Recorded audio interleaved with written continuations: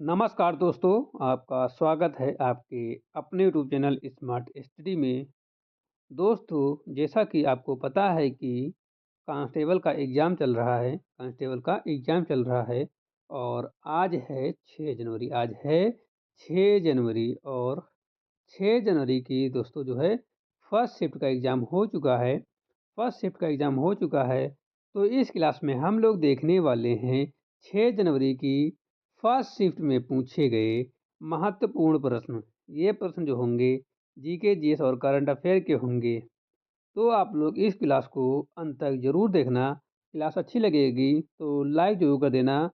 जो लोग अभी तक चैनल पर नए हैं और चैनल को अभी तक सब्सक्राइब नहीं किया है, तो प्लीज़ सभी लोग चैनल को सब्सक्राइब कर दीजिए और बेल आइकन को प्रेस कर दीजिए ताकि आने वाली वीडियो का नोटिफिकेशन सबसे पहले आप लोगों तक पहुंच सके और आप लोग जो है वीडियो को सबसे पहले देख सको। जो लोग अभी तक स्मार्ट स्टडी के ऑफिशियल टेलीग्राम चैनल को ज्वाइन नहीं किए हैं, वो सभी लोग टेलीग्राम चैनल को ज़रूर ज्वाइन करें। टेलीग्राम चैनल की लिंक जो है वो आपको डिस्क्रिप्शन बॉक्स में मिल जाएगी। इस वीडियो के डिस्क्रिप्शन बॉक्स में मिल जाएगी। लिंक पर क्लिक करके आप लोग ज़रूर ज्वाइन होइए। ठीक है, टेलीग्राम चैनल पर जो है आपको क्लास की नोट्स और पीडीएफ प्रोवाइड कर दी जाएंगी। तो प्लीज़ इस क्लास को जो है आप लोग लास्ट तक ज़रूर देखना और टेलीग्राम चैनल को भी ज़रूर ज्वाइन करना। और जो लोग अभी तक चैनल पर नए हैं और सब्सक्राइब नहीं किया है, तो वो लोग चैनल को सब्सक्राइब ज़रूर करें, ठीक है? तो बिना टाइम वेस्ट किए आज की क्लास को हम स्टार्ट करते हैं और पहला क्वेश्चन आ रहा है स्क्रीन पर, जो कि एग्ज़ाम में पूछा गया था। पहला क्वेश्चन पूछा गया था कि अंतर्राष्ट्रीय समुद्री संगठन आईएमओ का मुख्यालय कहाँ है? अंतर्राष्ट्रीय समुद्री संगठन आईएमओ का मुख्यालय कहाँ है? और 4 ऑप्शन दिए हुए थे। New York, Paris, London, Geneva. New York, Paris और लंदन और जिनेवा जो है 4 ऑप्शन दिए हुए थे। तो इसका जो सही जवाब है वो option number C is correct है, लंदन। ठीक है, जो इंटरनेशनल हेडक्वार्टर है समुद्री संगठन का, जो मुख्यालय है वो कहाँ है? वो लंदन में है। Option number C is correct है। इसका डिटेल सॉल्यूशन देख लेते हैं कि आईएमओ का मुख्यालय जो लंदन में स्थित है, कहाँ स्थित है? लंदन में स्थित है। यह संयुक्त राष्ट्र की विशेष एजेंसी है। क्या है? यह संयुक्त राष्ट्र की विशेष एजेंसी है और इसकी स्थापना पूछे तो आपको बताना 1948 में हुई थी। इसकी स्थापना जो है 1948 में हुई थी। यह समुद्री सुरक्षा और प्रदूषण को नियंत्रित करता है। क्या करता है? समुद्री सुरक्षा को और प्रदूषण को जो है नियंत्रित करता है और भारत इसका सदस्य देश है। ठीक है, इसका जो है आईएमओ का जो है भारत एक सदस्य देश है। ठीक है, और समुद्री व्यापार में इसका बड़ा महत्व है। ठीक है, आईएमओ का जो है समुद्री व्यापार में बड़ा महत्व है। अगला क्वेश्चन जो है पूछा गया था कि लोकसभा के सदस्य राष्ट्रपति द्वारा मनोनीत किए जाते हैं कितने सदस्य? लोकसभा के कितने सदस्य राष्ट्रपति द्वारा मनोनीत किए जाते हैं? 1 सदस्य या फिर 2 सदस्य या 12 या 4 सदस्य? ये ऑप्शन में दिए हुए थे। तो लोकसभा में जो है राष्ट्रपति द्वारा मनोनीत सदस्य होते हैं वो कितने होते हैं? 2 होते हैं। कितने होते हैं? 2। 2 सदस्यों को जो है राष्ट्रपति मनोनीत कर सकता है। ऑप्शन नंबर बी करेक्ट है। 2 डिटेल सॉल्यूशन देख लेते हैं कि राष्ट्रपति लोकसभा में 2 सदस्यों को मनोनीत करता है और ये सदस्य एंग्लो इंडिया समुदाय से होते हैं। किससे? एंग्लो इंडिया समुदाय से होते हैं। और यह प्रावधान पूछे किसमें है, इसका प्रावधान किसमें है, तो इसको आपको बताना है 331 में इसका प्रावधान था। ठीक है, और 144 4वें संविधान संशोधन के बाद यह समाप्त कर दिया गया। ठीक है, यह प्रावधान जो 331 में था और जब 104 चौथा जो है संविधान संशोधन हुआ उसमें से समाप्त कर दिया गया। और पहले यह प्रतिनिधित्व सुनिश्चित करने हेतु था। यह संवैधानिक ज्ञान के महत्वपूर्ण प्रश्न है। ठीक है, और आज इस एग्जाम में जो है क्वेश्चन पूछा गया है और चाहे जब भी क्वेश्चन पूछा जाए तो हमेशा आपको 2 सदस्य लगाना है। ठीक है, 2 सदस्य सही जवाब है। ऑप्शन नंबर बी सी है। कौन सा? ऑप्शन बी करेक्ट है, 2 सदस्य। ठीक है, अगला क्वेश्चन है कि प्रांतीय सैन्य प्रधान क्या कहलाता है? प्रांतीय सैन्य प्रधान क्या कहलाता है? What was the provisional military head called? तो प्रांतीय सैन्य प्रधान क्या कहलाता है? अमीर, सूबेदार, फौजदार या दीवान। अमीर, सूबेदार, फौजदार या दीवान। तो इसका जो सही जवाब है वो है ऑप्शन नंबर सी, फौजदार कहलाता है। मध्यकालीन भारत में प्रांतीय सैन्य प्रधान को फौजदार कहा जाता था। क्या कहा जाता था? फौजदार कहा जाता था। यह कानून व्यवस्था बनाए रखने का कार्य करता है। यह कानून व्यवस्था बनाए रखने का कार्य करता है। उसके अधीन अधिक सैनिक रहते थे। ठीक है, उसके अधीन जो है अधिक सैनिक रहते थे। ऑप्शन नंबर सी करेक्ट है। और वह सूबे में सुरक्षा का जिम्मेदार होता था। क्या होता था? वह सूबे में सुरक्षा का जिम्मेदार होता था। यह पद मुगल शासन से संबंधित है। ठीक है, यह पद जो है मुगल शासन से संबंधित है। परीक्षाओं में यह प्रश्न अक्सर पूछा जाता है, इस एग्जाम में भी क्वेश्चन पूछा गया है। तो इसका जो सही जवाब आपको लगाना था, ऑप्शन नंबर सी लगाना था, फौजदार। ठीक है, और अगला क्वेश्चन जो है कि शिव सागर एयरपोर्ट किस देश में स्थित है? शिव सागर एयरपोर्ट किस देश में स्थित है? ऑप्शन दिए हुए थे 4। भारत दिया हुआ था, नेपाल दिया हुआ था, भूटान दिया हुआ था, म्यांमार दिया हुआ था। तो शिव सागर एयरपोर्ट किस देश में है? तो शिव सागर एयरपोर्ट जो है भारत देश में है। कहाँ है? भारत में। ऑप्शन नंबर एज करेक्ट है, भारत में है। शिव सागर एयरपोर्ट भारत में स्थित है। और पूछे किस राज्य में है, तो ये असम राज्य में है। और इसे जो है जोरहाट एयरपोर्ट भी कहा जाता है। क्या कहा जाता है? जोरहाट एयरपोर्ट भी कहा जाता है। या क्षेत्रीय हवाई अड्डा है। क्या है? क्षेत्रीय हवाई अड्डा है। या उत्तर पूर्व भारत के लिए महत्वपूर्ण है। क्या है ये? उत्तर पूर्व भारत के लिए महत्वपूर्ण है। और भौगोलिक सामान्य प्रश्न है। ऑप्शन नंबर ए करेक्ट है, भारत। अगला क्वेश्चन जो पूछा गया था कि कार्बनिक यौगिक यूरोट्रोपिन का उपयोग मुख्यतः किसमें होता है? कार्बनिक यौगिक यूरोट्रोपिन का उपयोग मुख्यतः किसमें होता है? ये क्वेश्चन पूछा गया था। ऑप्शन थे विस्फोटक निर्माण में, औषधि निर्माण में, प्लास्टिक उद्योग में या रंग उद्योग में। तो विस्फोट निर्माण जो का उपयोग जो किया जाता है वो विस्फोटक निर्माण में किया जाता है। ऑप्शन नंबर ए करेक्ट है, विस्फोटक निर्माण में। यूरोट्रोपिन का उपयोग जो विस्फोटक बनाने में होता है या आरडीएक्स निर्माण में प्रयुक्त होता है। या एक कार्बनिक यौगिक क्या है? यह एक कार्बनिक यौगिक है। इसका उपयोग सैन्य क्षेत्र में अधिक है और रसायन विज्ञान में महत्व है इसका। ठीक है, सही जवाब है ऑप्शन नंबर ए, विस्फोटक निर्माण में। अगला क्वेश्चन है कि भोजन में उपस्थित बेंजोइक अम्ल का उत्सर्जन किस रूप में होता है? भोजन में उपस्थित बेंजोइक अम्ल का निर्माण या उत्सर्जन किस रूप में होता है? ऑप्शन है यूरिया, ऑप्शन बी है यूरिक अम्ल, और ऑप्शन सी है हिप्यूरिक अम्ल, और ऑप्शन डी है लैक्टिक अम्ल। भोजन में उपस्थित बेंजोइक अम्ल का उत्सर्जन किस रूप में होता है? यूरिया, यूरिक अम्ल, हिप्यूरिक अम्ल या लैक्टिक अम्ल। तो इसका जो सही जवाब है ऑप्शन नंबर सी करेक्ट है, हिप्यूरिक अम्ल के रूप में इसका निर्माण होता है। बेंजोइक अम्ल शरीर में इम्प्यूरिक अम्ल में बदल जाता है। इसके बाद यह मूत्र के माध्यम से बाहर निकलता है। किसके माध्यम से? ये मूत्र के माध्यम से बाहर निकलता है।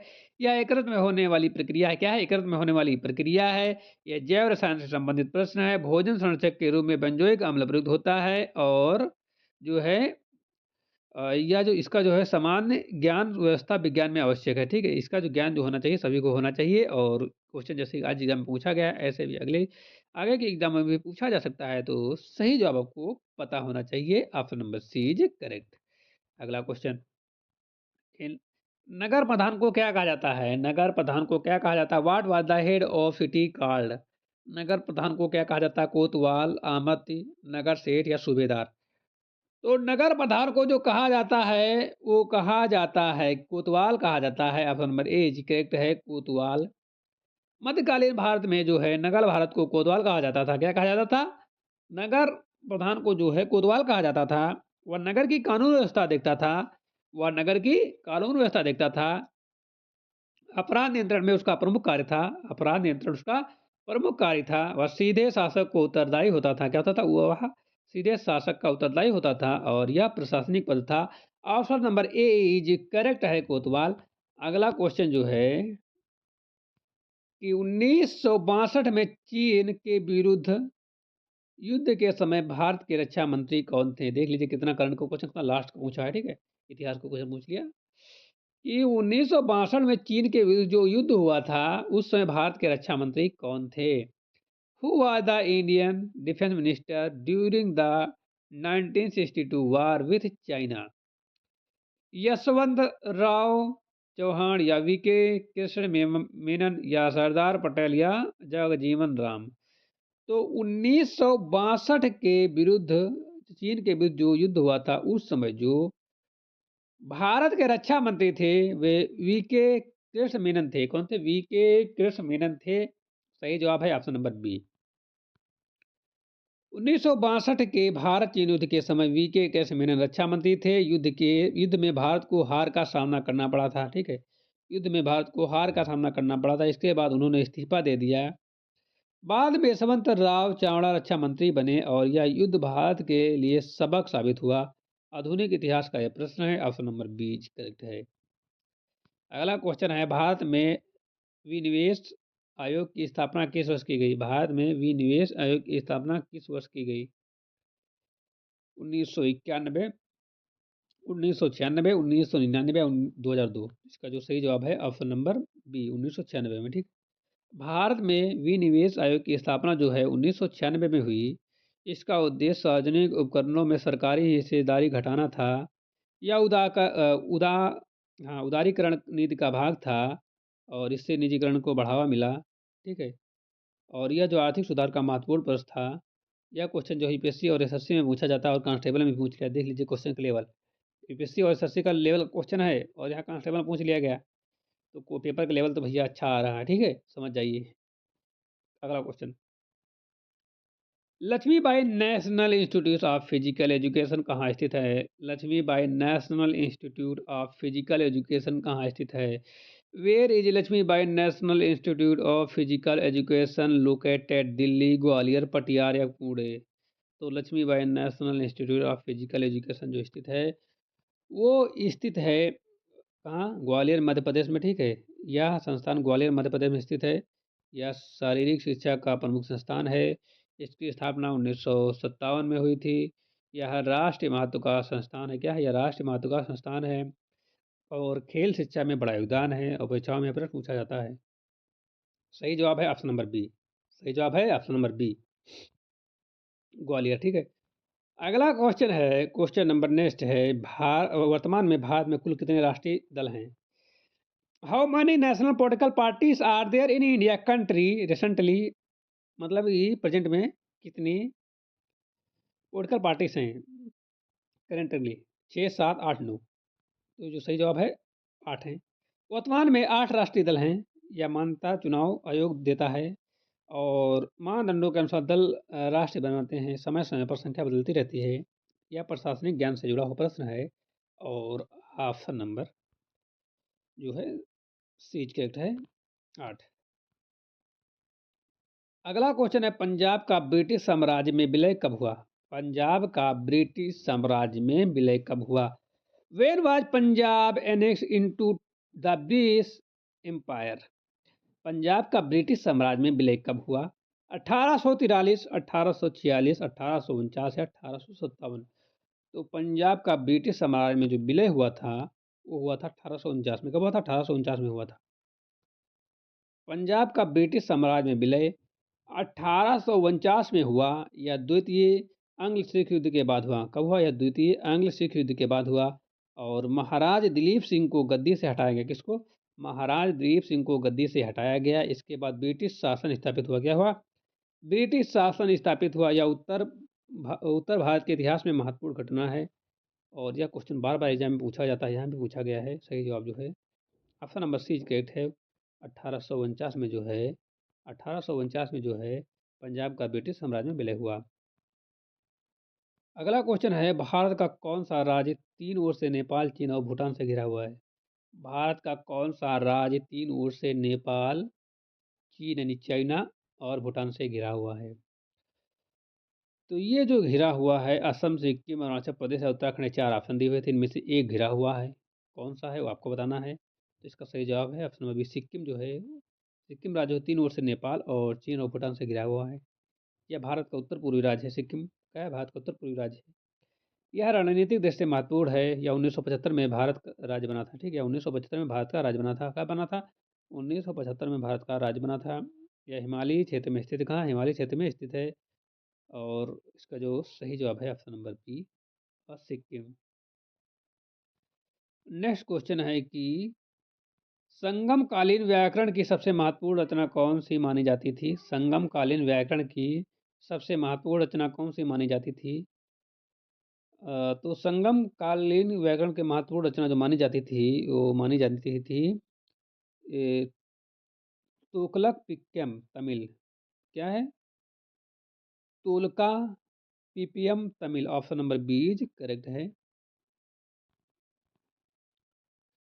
यह संगम काल की सबसे महत्वपूर्ण कृति मानी जाती थी। इसमें भाषा, काव्य और व्याकरण का वर्णन है। यह तमिल साहित्य का आधार ग्रंथ है, और इसके रचयिता जब पूछे तो आपको बताना तुलकापापियर थे। ठीक है, सही जवाब जो है ऑप्शन नंबर बीच करेक्ट है। अगला क्वेश्चन है कि महाविभूषण सूत्र की रचना किसने की? महाविभूषण सूत्र की रचना किसने की? हु कंपोज द महाविभूषण सूत्र? नागार्जुन, पतंजलि और वासुमित्र या घोष?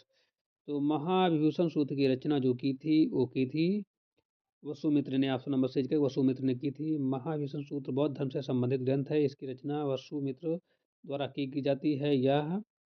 यह जो है सर्वास्तिवाद दर्शन से जुड़ा हुआ है और इस ग्रंथ में बौद्ध सिद्धांतों की व्याख्या की गई है और यह कश्मीर में आयोजित चतुर्थ बौद्ध संगीत से जुड़ा हुआ है। ऑप्शन नंबर जो है सी इज करेक्ट है। अगला क्वेश्चन जो है भारतीय अंतर्राष्ट्रीय जलमार्ग प्राधिकरण की स्थापना किस वर्ष की गई? ठीक है, भारतीय अंतर्राष्ट्रीय जलमार्ग प्राधिकरण की स्थापना कब की गई थी? In which year was New Zealand waterway authority of India establish? 1982, 1985, 1986, 1990? इसका जो सही जवाब है ऑप्शन नंबर बी 1985 में की गई थी। ठीक है, भारतीय अंतर्राष्ट्रीय राष्ट्रीय जल प्राधिकरण की स्थापना जो है 1985 में की गई। भारतीय अंतर्राष्ट्रीय जलमार्ग प्राधिकरण की स्थापना 1985 में की गई। यह एक वैधानिक निकाय है। इसका मुख्यालय पूछे तो नोएडा में स्थित है और इसका उद्देश्य जल परिवहन को बढ़ावा देना है। यह परिवहन मंत्रालय के अधीन कार्य करता है। यह सत्ता और पर्यावरण अनुकूल परिवहन का साधन है। ऑप्शन नंबर बीज करेक्ट है। अगला क्वेश्चन है सर्वप्रथम किसने डायोड बल्ब का निर्माण किया? सर्वप्रथम किसने डायोड बल्ब का निर्माण किया? Who first invented the diode bulb? Diode bulb का निर्माण किया? एडिशन, फ्लेमिंग या मार्कोनी या टेस्ला? तो ये जो किए थे फ्लेमिंग ने किया था। ऑप्शन नंबर बीच के फ्लेमिंग ने। डायोड वाल्व का निर्माण जॉन एम्ब्रोज और फ्लेमिंग ने किया था। उन्होंने 1904 में इसका आविष्कार किया। यह थर्मोनिक वाल्व पर आधारित था और इसका उपयोग रेडियो संकेतों के सुधार में हुआ और यह इलेक्ट्रॉनिक के विकास की प्रारंभिक खोज थी और इसी से आगे रजिस्टर का विकास हुआ। इसका रजिस्टर का विकास हुआ और ऑप्शन नंबर बीज करेक्ट है, फ्लेमिंग ने किया है। और अगले क्वेश्चन पर चलते हैं कि किस वायसराय ने भारत की पहली ऐतिहासिक इमारतों की सुरक्षा पर ध्यान दिया? किस वायसराय ने भारत में पहली बार ऐतिहासिक इमारतों की सुरक्षा पर ध्यान दिया? विच विच विच विसरी first focused on protection of historical moments in India? Lord Curzon, Lord Dalhousie, Lord Ripon या लॉर्ड मिंटो? किस वायसराय ने भारत में पहली बार ऐतिहासिक इमारतों की सुरक्षा पर ध्यान दिया? क्वेश्चन था। तो ये जो है क्या नाम था इनका? इनका नाम था लॉर्ड कर्जन जो थे। लॉर्ड कर्जन वायसराय ने भारत में पहली बार ऐतिहासिक इमारतों की सुरक्षा पर ध्यान दिया। ठीक है, लॉर्ड कर्जन ने जो है लॉर्ड कर्जन जो वायसराय थे उन्होंने भारत में पहली बार ऐतिहासिक इमारतों की सुरक्षा पर ध्यान दिया है। ऑप्शन नंबर ए करेक्ट है। लॉर्ड कर्जन ने ऐतिहासिक इमारतों की सुरक्षा पर विशेष ध्यान दिया। उनके समय एशियन मोनूमेंट्स एक्ट 1904 लागू हुआ। ठीक है, और ताजमहल सहित कई स्मारकों का संरक्षण कराया गया। वे सांस्कृतिक विरासत के संरक्षण के समर्थक थे और भारतीय पुरातत्व संरक्षण को मजबूती मिली और इस कारण उन्हें स्मारक संरक्षण का जनक कहा जाता है। क्या कहा जाता है? ये उनको जो है स्मारक संरक्षण का जनक कहा जाता है। सही जवाब है ऑप्शन नंबर एज करेक्ट है, लॉर्ड कर्जन। अगला क्वेश्चन है कि किस पदार्थ को काला सोना कहा जाता है? Which substance is called black gold? किस पदार्थ को काला सोना कहा जाता है? ऑप्शन है कोयला, पेट्रोलियम, लोहा या फिर हीरा? किस पदार्थ को काला सोना कहा जाता है? Which substance is called black gold? कोयला, पेट्रोलियम, लोहा या हीरा? तो पेट्रोलियम को काला सोना कहा जाता है। किसको? पेट्रोलियम को काला सोना कहा जाता है। यह काले रंग का होता है और अत्यंत मूल्यवान है। इससे पेट्रोल, डीजल और केरोसिन बनते हैं। क्या बनते हैं? पेट्रोल, डीजल और केरोसिन बनते हैं। आधुनिक उद्योग और परिवहन इसी पर निर्भर है। सही जवाब है ऑप्शन नंबर बीच करेक्ट है। और यह जो है ऊर्जा का क्या है? यह ऊर्जा का प्रमुख स्रोत है। इसकी आर्थिक महत्व बहुत अधिक है। ठीक है, और काले रंग का क्या होता है? ये काले रंग का होता है और यह अत्यंत मूल्यवान है। ठीक है, सही जवाब ऑप्शन नंबर बीच करेक्ट है। पेट्रोलियम किस पदार्थ को काला सोना कहा जाता है?